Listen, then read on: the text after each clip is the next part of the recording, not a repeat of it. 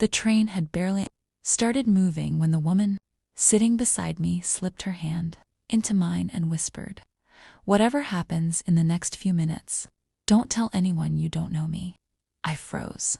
"I'm serious," she said, her emerald eyes fixed on the carriage door. "If they ask, we've been together for 2 years.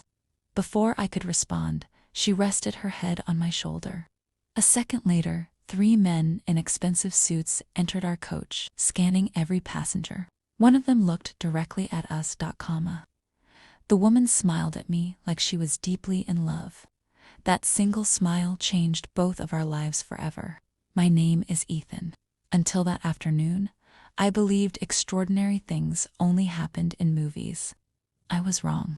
The woman beside me introduced herself as Amelia. She wasn't running from the police. She wasn't a criminal. She was running from a billionaire who refused to accept that she had ended their engagement. He thinks everything can be bought, even me. When the men reached our row, one of them asked politely, "Sir, have you seen Miss Amelia Carter?" I looked at the woman holding my hand. She squeezed my fingers nervously. I smiled. "I'm sorry." The men exchanged suspicious glances. "My girlfriend and I have been trying to enjoy a quiet train ride," I continued. "I'd appreciate it if you stopped interrupting us." Amelia looked at me with surprise. She hadn't expected me to play along so naturally. The men apologized and continued searching the train. As soon as they disappeared, Amelia let out a shaky breath. "You didn't have to help me. I know. So, why did you?" I shrugged. "Because nobody should look that frightened." For the first time that day, she smiled. A real smile. And somehow, it felt like sunshine on a rainy afternoon. Over the next few hours, we talked about everything.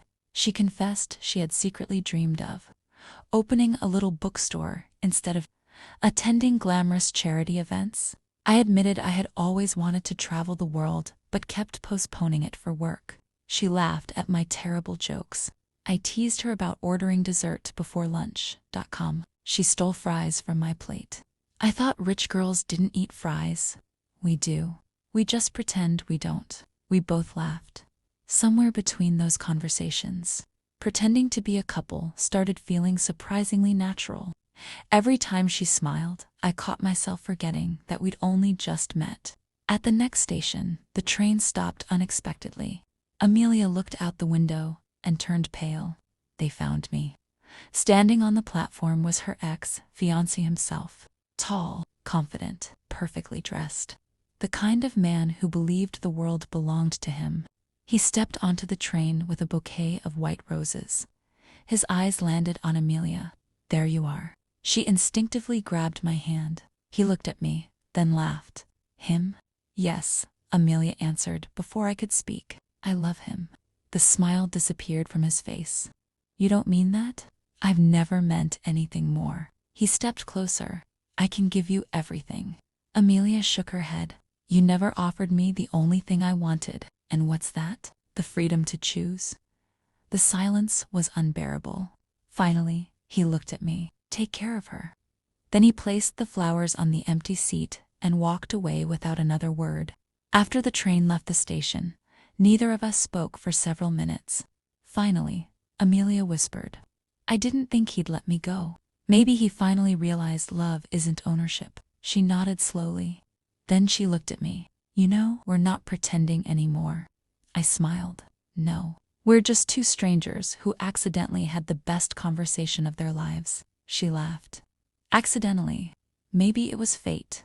When the train reached its final destination, we stood together on the platform. "This is where we say goodbye," she said softly. "It doesn't have to be." She raised an eyebrow. I pulled a notebook from my backpack and tore out a page.